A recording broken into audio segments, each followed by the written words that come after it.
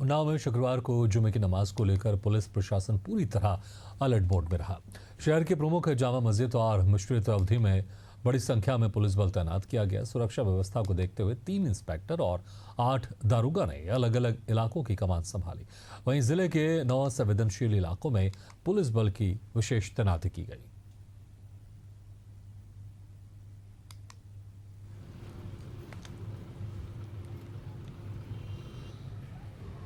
आज 3 अक्टूबर 2025 को जुम्मे की नमाज के दृष्टिगत पर्याप्त फोर्स बल लगाया गया है और सारी ड्यूटी मैंने चेक भी करी है और शांति व्यवस्था कायम। हाँ जी, ड्रोन का भी उपयोग करा जाए। रायबरेली में ड्रोन उड़ाने और दहशत फैलाने के आरोप में 2 युवकों को पुलिस ने गिरफ्तार किया है। मामला मिल एरिया थाना क्षेत्र का है, जहां पर अवैध रूप से ड्रोन उड़ाने के संदिग्ध मामले में पुलिस ने बड़ी कार्रवाई की है। पकड़े गए आरोपी जुनैद और मोहम्मद ओवैसी सीतापुर और लखनऊ के रहने वाले हैं।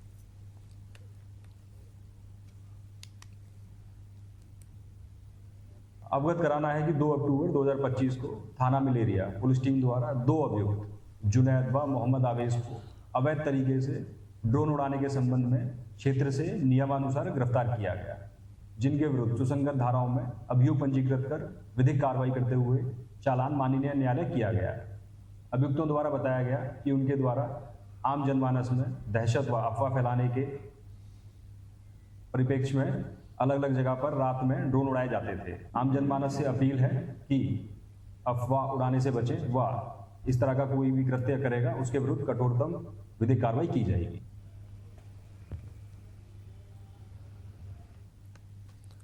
दुर्ग के पुलगांव थाना क्षेत्र अंतर्गत युवक ने शराब के नशे में धुत होकर तेज बहाव वाले शिवनाथ नदी में छलांग लगा दी। गनीमत रही कि मौके पर दुर्गा प्रतिमा विसर्जन को देखते हुए एसडीआरएफ की टीम तैनात थी, जिसने नदी में युवक के छलांग लगाने की आवाज सुनकर तत्काल रेस्क्यू शुरू कर दिया।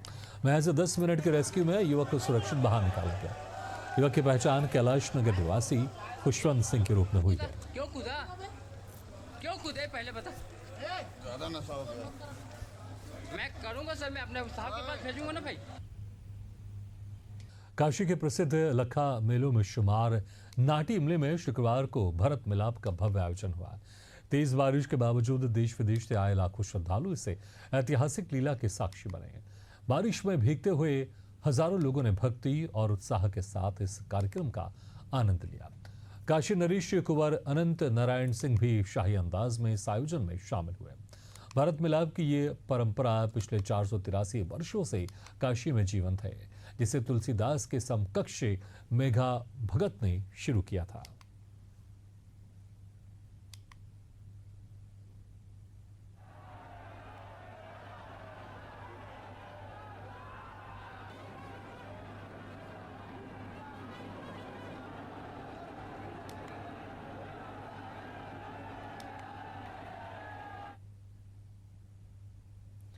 उत्तर प्रदेश की पीलीभीत में गुरुवार को एक बार फिर सखिया मंदिर पर विवाद गरमा गया। संत समिति जूना अखाड़ा के अध्यक्ष महंत सत्यगिरी अपने समर्थकों के साथ मंदिर पहुंचे और इसके संचालन पर गंभीर सवाल उठाए।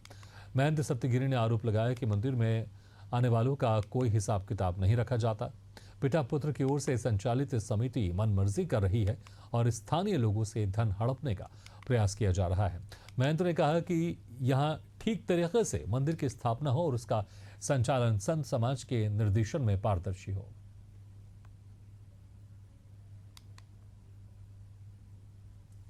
धर्म की हानि हो रही थी। यहाँ पे जो चढ़ावा आ रहा था उसका दुरुपयोग हो रहा था। जब सूचना मिली, यहाँ के गांव की जनता गई थी कि करोड़ों का रुपए की आगत आ चुकी है और अभी तक यहाँ पर कुछ व्यवस्था नहीं की गई है।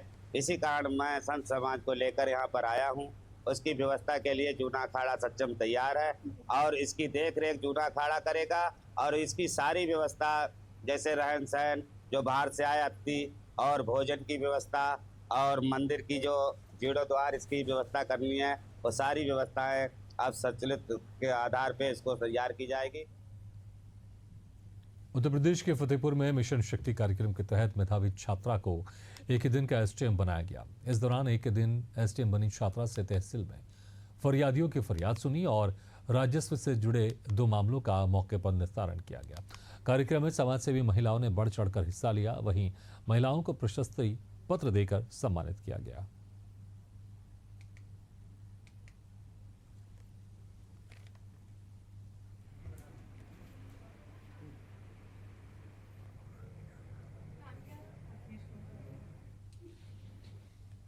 आज मुझे एक दिन का एसडीएम बनाया गया है और मुझे ये अनुभव ही बहुत ही अच्छा लगा और ये जानकर भी बहुत खुशी हुई कि यहाँ पर इतनी सारी महिलाओं की अच्छी स्थिति के लिए कार्य करने में बहुत ही सफल रही और अभी भी परमानेंट कार्य कर ही रही हैं। तो भविष्य में मैं भी आईएएस बनना चाहती हूँ और ऐसी ही स्थितियों को अच्छा करना चाहती हूँ। राजधानी रायपुर में जेल विभाग में छत्तीसगढ़ स्थापना का रजत महोत्सव आयोजित किया जा रहा है। रजत जयंती महोत्सव के शुभारंभ में केंद्रीय जेल में रक्तदान शिविर लगाया गया। इस दौरान डीजी जेल हिमांशु ने अपने संबोधन में कहा, राज्य की प्रगति में जेल विभाग का महत्वपूर्ण योगदान रहा है।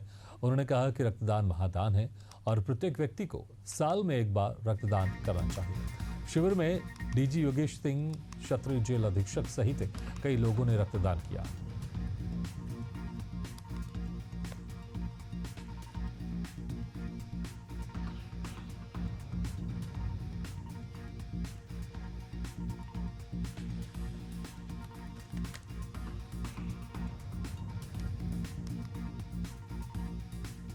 बड़ी खबर आपको बता रहे हैं बैतूल से, जहां पर कुएं में गिरा 5 साल का मासूम बच्चे को बचाने कुएं में कूदी मां, दोनों की डूबने से हुई मौत है।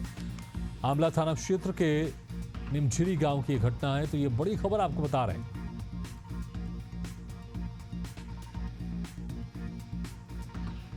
तो आमला थाना क्षेत्र के निमझिरी गांव की घटना है,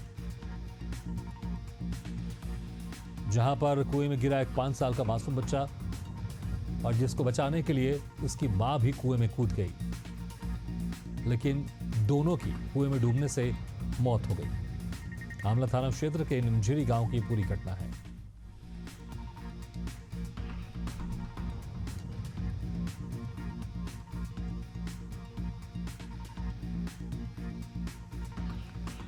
तो जैसे ही मां को पता चला कि उसका बच्चा कुएं में गिर गया है, उसने बिना ये सोचे समझे कि अगर मैं भी इस तरह से छलांग लगाती हूँ कुएं में बच्चे को बचाने के लिए तो कहीं मेरी जान भी जा सकती है, क्योंकि माँ तो माँ होती है। और माँ ने बिना सोचे समझे अपने बच्चे को बचाने के लिए एक बड़ा कदम उठाया, सीधे वो भी कुएं में कूद गई अपने बच्चे को बचाने के लिए, लेकिन ना वो बच्चे को बचा पाई और ना खुद बच सकी और माँ और बेटे दोनों की कुएं में डूबने से मौत हो गई।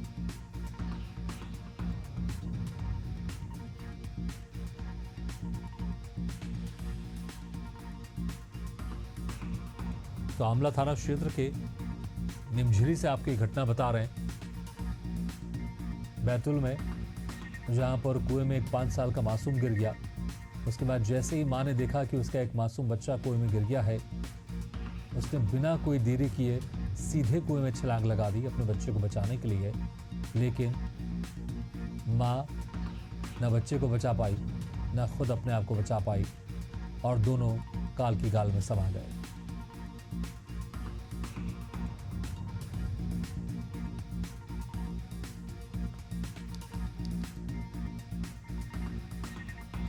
तो ये दुखद खबर आपको बता रहे हैं बैतूल से, जहां पर मां और बच्चे दोनों की मौत हो गई कुएं में डूबने से।